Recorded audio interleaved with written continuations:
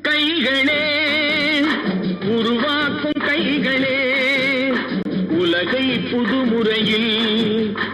உண்டாக்கும் கைகளே, ஆற்று நீரை தேக்கி வைத்து அணைகள் கட்டும் கைகளே, ஆண்கள் பெண்கள் மானம் காக்க ஆடை தந்த கைகளே,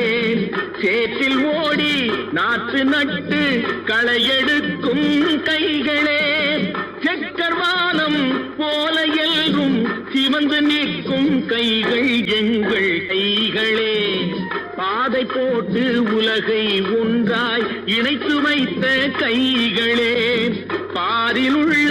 பெருமையாவும் படைத்ததெங்கள் கைகளே,